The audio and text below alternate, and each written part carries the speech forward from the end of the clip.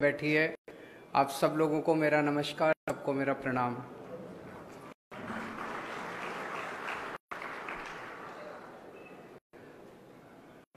दोस्तों, एक मेरी आपसे शुरू करने के पहले निवेदन है कि इन लोगों ने मीडिया को बहुत डरा के रखा हुआ है। मीडिया को कहा हुआ है कि आम आदमी पार्टी को, केजरीवाल को, इनको बिल्कुल नहीं दिखाना। मीडिया वाले बहुत अच्छे हैं, वो दिखाना चाहते हैं क्योंकि हम अच्छी अच्छी बातें करते हैं। मीडिया वाले दिखाना चाहते हैं, लेकिन वो बेचारे डरे हुए हैं। तो ये चुनाव हम सोशल मीडिया से जीतेंगे। मेरी आप सबसे विनती है कि जितने ज़्यादा से ज़्यादा लोग फ़ोन निकाल के इसकी रिकॉर्डिंग कर सकें और अपने अपने व्हाट्सएप ग्रुप में इसको शेयर कर लीजिए। ज़्यादा से ज़्यादा लोगों को इसको फैला दीजिए। मैं समझता हूँ कि जब जनता खड़ी हो जाएगी तो अपने आप बात फैलेगी। अभी मैं कल फ्लाइट में आ रहा था, मेरे बगल में अहमदाबाद के एक व्यापारी बैठे हुए थे, स्टॉक ब्रोकर हैं। मुझे देख के आश्चर्यचकित हो गए। बोले, सर सीएम के बगल में बैठा हूं मैं, मेरे भाग्य खुल गए। फिर बोले कि सर मुझे आपके साथ फोटो लेनी है। मैंने कहा ले लीजिए। फिर अचानक बोले कि नहीं, गड़बड़ हो जाएगी।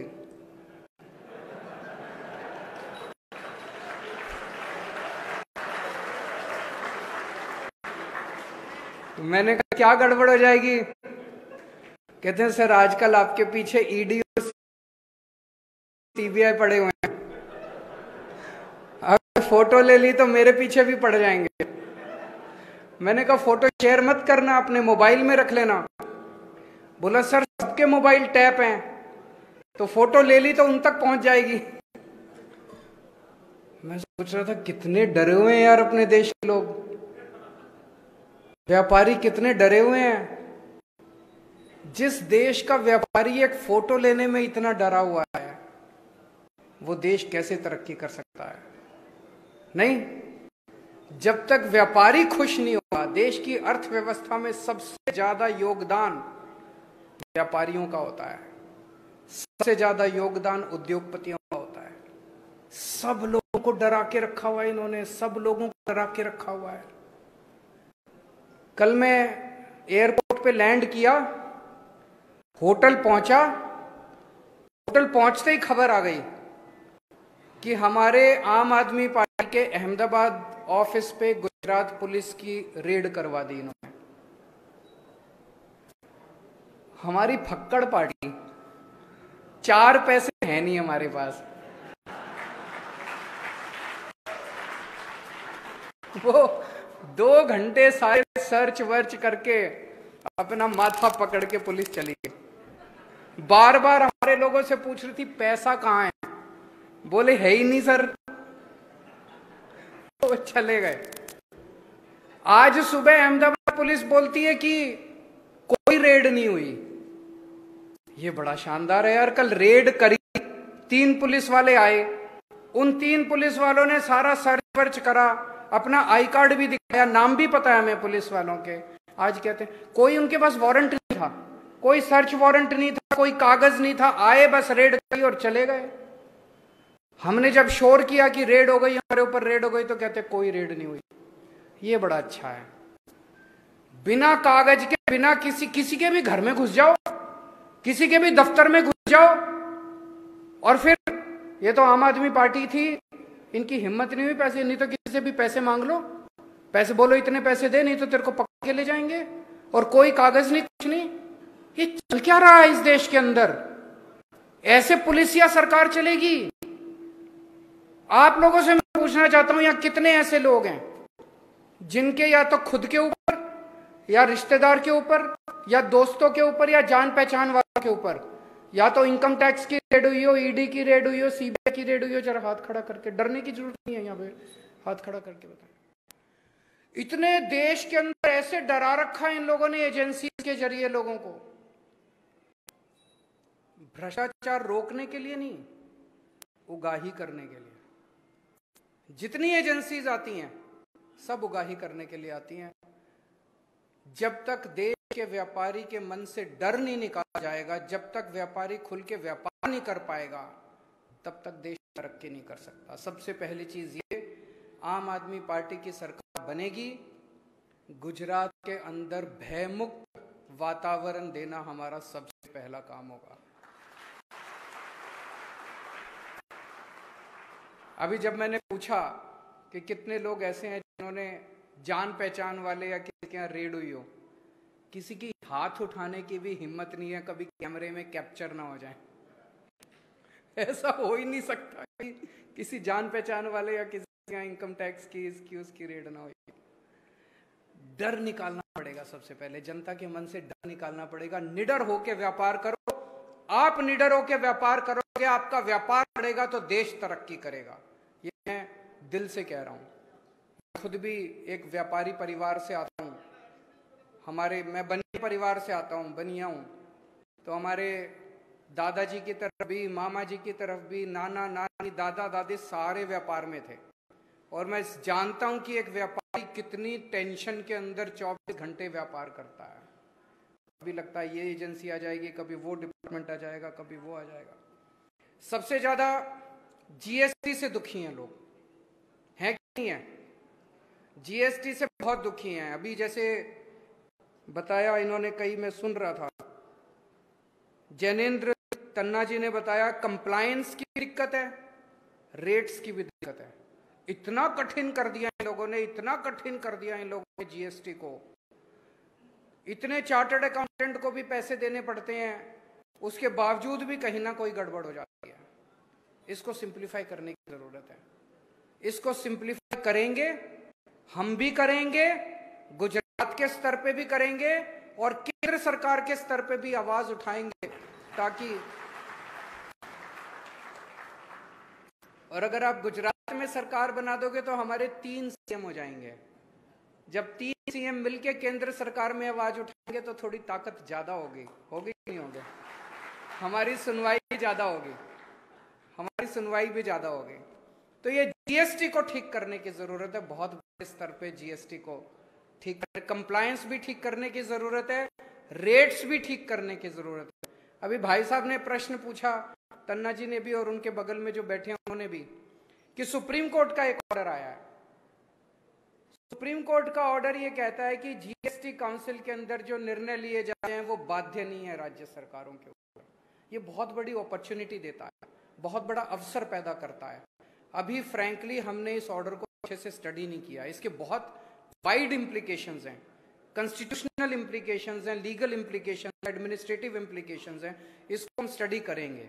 अगर अपॉर्चुनिटी खुलती है, मैं आज गुजरात के सभी व्यापारियों को आश्वासन दे के जाना चाहता हूं, आपके साथ बैठेंगे, जैसे आप कहेंगे जीएसटी की रिजीम गुजरात के अंदर वैसी ही होगी जैसा व्यापारी चाहेंगे, ना कि वैसी होगी जैसा एक्सटॉर्शन के हिसाब से।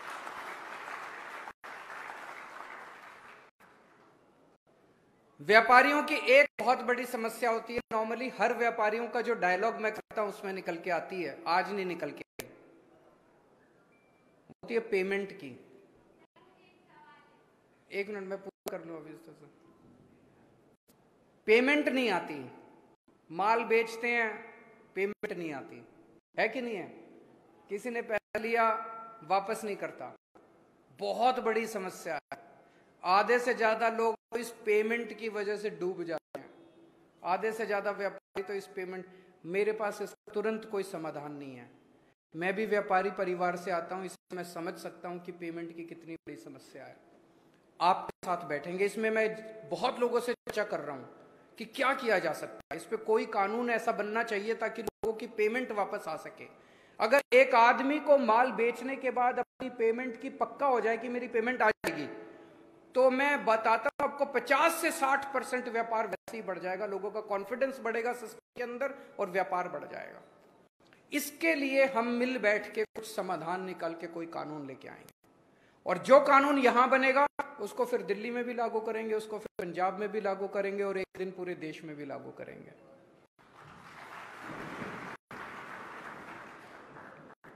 एक वैट के और जीएसटी के बहुत सारे पुराने रिफंड पेंडिंग हैं।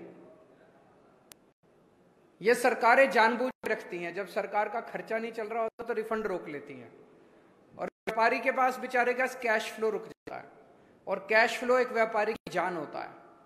तो हमारी सरकार बनेगी 6 महीने के अंदर जितने आपके पुराने रिफंड है सारे रिफंड आपको 6 महीने के अंदर वैट के भी और जीएसटी के भी। वैट के पुराने बहुत सारे मामले चल रहे हैं, वैट तो खत्म हुए कितने साल हो गए, लेकिन पुराने केस पे केस चल। तो एक आपके साथ बैठ के एक वैट एमनेस्टी स्कीम लेके आएंगे ताकि सारे पुराने केसेस को खत्म किया जा सके। जो लेना देना है सरकार का बनता है वो सारा आप दें, और ताकि आप लोगों को केसेस से झंझट से मुक्ति मिले। एक चीज जो केवल आम आदमी पार्टी कर सकती है वो है भ्रष्टाचार मुक्त प्रशासन। अभी सबकी आपकी बातों से निकल के आ रहा था, ममता जी ने भी बोला कि जी वो पैसे मांगते हैं, पुलिस वाले पैसे मांगते हैं, ये पैसे मांगते हैं, वो पैसे। ये मैं आपको गारंटी दे रहा हूं, एक भी पुलिस वाला और एक भी सरकारी कर्मचारी की हिम्मत नहीं होगी कि आपसे एक भी पैसा मांग सके। दिल्ली में हमने भ्रष्टाचार मुक्त शासन दिया है। मैं आपके साथ शेयर, पहली जब सरकार बनी हमारी 28 सीट आई थी दिल्ली में, 28 सीट में 49 दिन की सरकार थी। उन 49 दिन में हमने ऐसा काम किया कि अगली बार लोगों ने 67 सीट दे दी। कई काम किए, लेकिन एक काम जो किया, मैंने ऐलान कर दिया दिल्ली में कि अब अगर आपसे कोई पैसे मांगे आप मना मत करना, अपनी जेब में हाथ डालना और अपना फोन रिकॉर्डिंग पे लगा देना, ऑडियो रिकॉर्डिंग, और उस रिकॉर्डिंग की क्लिप मेरे को इस नंबर पे व्हाट्सएप कर देना। उस अफसर को मैं जेल में डाल दूंगा। 49 दिन में 32 लोगों को मैंने जेल डाली। आपको यकीन बता रहा हूं, किसी की रिश्वत कम नहीं हुई, 0 हो गई 49 दिन के अंदर रिश्वत। और 49 दिन के बाद जैसे ही हमारी सरकार गिरी, ये लोग सारे पैसे लेने पहुंच गए। बोले तो जो 49 दिन वाले हैं वो भी दो और अब नए पैसे भी दो। बोलो बुला अब अपने केजरीवाल को, हम देखते हैं तेरा केजरीवाल क्या करता है। तो ये हमको ही करना है भ्रष्टाचार। नीयत साफ है हमारी, शरीफ लोग हैं, पैसे नहीं खाते। ये कोशिश तो बहुत कर रहे हैं पूरे देश के अंदर फैलाने की। केजरीवाल ने शराब घोटाला कर दिया, मनीष सिसोदिया 144 करोड़ खा गया, उसके घर रेड करी, रेड में 10,000 रुपए भी नहीं मिले। अगर 144 करोड़ रुपए कोई खाता तो कुछ लाख, 2 लाख, 3 लाख करोड़, 2 करोड़ बिखरे हुए ही मिल जाते घर के अंदर। कुछ नहीं मिला। हमारे दफ्तर में रेड करी, वहां कुछ नहीं मिला। गुजरात में रेड करी, वहां कुछ नहीं मिला। मनीष के घर कुछ नहीं मिला, सत्येंद्र के घर कुछ। ऐसे ही फेंकते रहते हैं, कीचड़ फेंकते रहते हैं, पर जनता देख रही है। तो एक तो भ्रष्टाचार मुक्त शासन देंगे, रेड सारी बंद कर देंगे, जितनी रेड होती हैं, ये जीएसटी के रेड, फलानी रेड, ढिमकी रेड।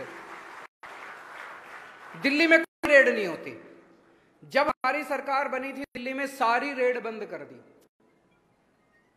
मैं इनकम टैक्स में था पहले। ऐसा नहीं कि सारे अफसर खराब होते हैं, कुछ अफसर ईमानदार भी होते हैं, लेकिन अमूमन मैंने देखा कि रेड में क्या तमाशा होता है। कोई उस कोने के अंदर सेटिंग कर रहा होता है, कोई उस कोने में सेटिंग कर रहा होता है। जितना पैसा रेड में सरकार को नहीं आता, उससे ज्यादा पैसा उनकी जेब में जाता है। अगर आप रेड बंद कर दो, इस देश का व्यापारी खुशी खुशी अपने मन से सरकार को पैसा देना चाहता है, उसको मौका तो दो। दिल्ली में जब हमारी सरकार बनी, वैट के जरिए हमारा टोटल दिल्ली सरकार का बजट 30,000 करोड़ का था। हमने रेड बंद कर दी, आज हमारा दिल्ली का बजट 75,000 करोड़ का है, दुगने से भी ज्यादा हो गया, 2.5 गुना हो गया। क्यों? व्यापारी अब खुश है। व्यापारी देख रहा है उसके बच्चों को अच्छी शिक्षा दी, हमने स्कूल अच्छे बना दिए, हमने अस्पताल अच्छे बना दिए, इलाज मुफ्त कर दिया, लोग खुश हैं। अपने से टैक्स दे रहे हैं, अपने से उनको लग रहा है यार कि अगर सरकार को टैक्स दोगे तो कुछ बदले में मिलेगा। तो सिंप्लीफाई करेंगे सारे प्रोसेस। अब कई लोगों की शिकायतें ये थी जी प्रोसेस बड़ा कॉम्प्लिकेटेड है, ये फाइल करना पड़े। प्रोसेस को कॉम्प्लिकेटेड क्यों बनाया जाता है? प्रोसेस को कॉम्प्लिकेटेड इसलिए बनाया जाता कि आदमी थक के कहे बताओ जी कितने देने हैं, फिर आदमी जो देता है वो ऊपर तक पहुंचता है। जब ऊपर बैठा हुआ आदमी कहता है मेरे को पैसे नहीं चाहिए और खबरदार जो तुमने पैसे लिए तो सारा प्रोसेस फिर सिंप्लीफाई होने लगता है। फिर कहते हैं यार काम करो अब सारे जने मिलके। ऐसा ही भ्रष्टाचार मुक्त प्रशासन हम गुजरात में लाना चाहते हैं। मेरा एक टारगेट होगा 5 साल के अंदर व्यापार का पूरा सिस्टम इतना सिंप्लीफाई कर दो, इतना भ्रष्टाचार मुक्त कर दो कि आपका सबका बिजनेस, हर आदमी का बिजनेस कम से कम 5 साल में डबल हो जाए। आज अगर आप 5 रुपए का टर्नओवर है तो 5 साल में ये डबल होके 10 रुपए होना चाहिए। आज अगर 10 रुपए का टर्नओवर है तो ये 20 रुपए 5 साल में होना चाहिए। और 20 पोटेंशियल है अपने देश के अंदर, बिजनेस बढ़ सकता है, बहुत तेजी से बढ़ सकता है। इस सब चीजों को संकुचित करके मतलब घोट के रखा हुआ है सरकारों ने। ऐसा है जैसे गला घोट देते हैं ना किसी आदमी का, ऐसे व्यापार और उद्योग को इस देश के अंदर घोट के रखा हुआ है। अगर खुला छोड़ दिया जाए व्यापार को, खुला छोड़ दिया जाए व्यापारियों को, उद्योगपतियों को, इतना बढ़ेगा हमारे देश के अंदर, हम चाइना को पीछे छोड़ सकते हैं। हमारे अंदर पोटेंशियल है। और एक ये कहा जा रहा है फ्री की रेवड़ी, फ्री की रेवड़ी, फ्री की रेवड़ी। मैं कन्विंस्ड हूं पूरी तरह से कि अपने देश के हर बच्चे को अच्छी शिक्षा मिलनी चाहिए और फ्री शिक्षा मिलनी चाहिए। आज अमेरिका अपने बच्चों को फ्री शिक्षा देता है, लंदन अपने बच्चों को फ्री शिक्षा देता है, जापान अपने बच्चों को फ्री शिक्षा देता है, बड़े बड़े देश अपने बच्चों को फ्री शिक्षा देते हैं। वो इसलिए फ्री शिक्षा नहीं देते कि वो अमीर हैं, वो अमीर इसलिए बने क्योंकि उन्होंने अपने बच्चों को फ्री शिक्षा देनी चालू करी।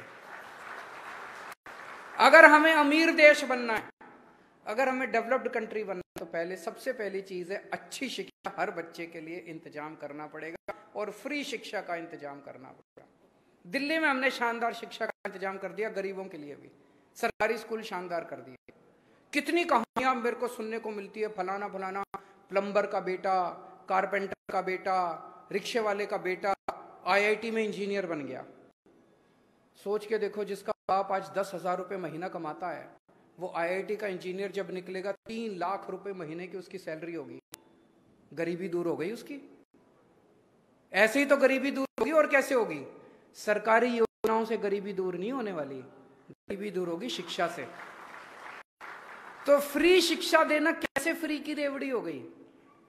सबके लिए हम अब फ्री इलाज का इंतजाम करना चाहते हैं। कम से कम दुनिया के अंदर ढेरों देश ऐसे हैं जिनके अंदर उन्होंने, इंग्लैंड के अंदर, लंदन के अंदर नेशनल हेल्थ सर्विसेज है उनकी। अगर गरीब से गरीब आदमी भी फ्री, वो वहां पे बीमार होता है, उनकी हेलीकॉप्टर एम्बुलेंस सर्विस है, वो उसको लेके जाती है फ्री में। हमें भी करना चाहिए अपने सारे लोगों का फ्री में इंतजाम, क्यों नहीं करना चाहिए? और हमने दिल्ली में करके दिखाया। 2 करोड़ जनता है दिल्ली की, हर आदमी के लिए पूरा इलाज मुफ्त कर दिया हमने, दवाइयां भी, टेस्ट भी, ऑपरेशन भी, सब कुछ मुफ्त कर दिया। मैं इसको फ्री की रेवड़ी नहीं मानता। मुझे लगता है राष्ट्र निर्माण के लिए शिक्षा और स्वास्थ्य एक ऐसी चीज है जो सबके लिए हमें फ्री का इंतजाम, फिर हम फ्री का इंतजाम कर देंगे। हम जबरदस्ती नहीं कर रहे किसी से। किसी ने अपने बच्चों को प्राइवेट स्कूल में पढ़ाना पढ़ा ले, किसी ने प्राइवेट अस्पताल में इलाज कराना करा ले, पैसे देकर करा ले, लेकिन अच्छा शिक्षा, अच्छा इलाज सबके लिए फ्री में अवेलेबल होगा। जिसने लेना है ले, जिसने नहीं लेना है ना ले। मैं समझ सकता हूं कि आज माहौल इतना ज्यादा खराब है कि बहुत लोग, जैसे मैंने बताया, मेरे बगल में जो बैठा था वो बोला जी फोटो ले ली, उनको पता चल गया। तो आप में से बहुत सारे व्यापारी हैं, और व्यापारी बेचारा हमेशा डरा रहता है, इस सरकार से भी, उस सरकार से भी, इस डिपार्टमेंट से भी, उस डिपार्टमेंट से भी। मैं आप में से किसी को नहीं कहूंगा कि खुल के आओ सामने। जो आ सकते हैं आओ, जो नहीं आ सकते मत आओ खुल के। लेकिन एक बार परिवर्तन तो कर दो यार, बदल तो दो इस बार। बदलाव तो 27 साल के बाद तो बहुत ज्यादा हो जाता, फिर तो अहंकार आ जाता, कोई सुनता ही नहीं है। तो एक बार बदलाव मांगता है, अंदर खाने काम करो। जो आए कान में बोल दो सबके, इस बार झाड़ो, इस बार झाड़ो, इस बार झाड़ो, इस बार, सबके कान में बोलते जाओ, वर्ड ऑफ माउथ। और व्यापारी जानता है, जो कस्टमर आए उसी को बोल दो झाड़ू, जो कस्टमर आए उसी को व्हाट्सएप पे बोल दो झाड़ू। खुल के मत आओ, लेकिन अंदर खाने, झाड़ू झाड़ू झाड़ू झाड़ू। इनको सबसे ज्यादा गुमान है कि अहमदाबाद बीजेपी का गढ़ है। पहले कहते थे गुजरात गढ़ है, अब गुजरात तो कहना छोड़ दिया, इनको लग रहा है कि अब गुजरात तो जा रहा है, कहते हैं अहमदाबाद गढ़। कितनी सीट है अहमदाबाद में? 16 सीट है शहर में। अब आप लोगों की जिम्मेदारी है 16 में से एक भी सीट अब इनके जिम्मे नहीं जानी चाहिए। दिल्ली के लोगों ने 70 में से 62 सीट दी थी, पहले 67 सीट दी थी। पंजाब के लोगों ने 117 में से 92 सीट दी। आप 182 में से कितनी दोगे? रिकॉर्ड तोड़ना है आपको दिल्ली का और पंजाब का। भारत माता की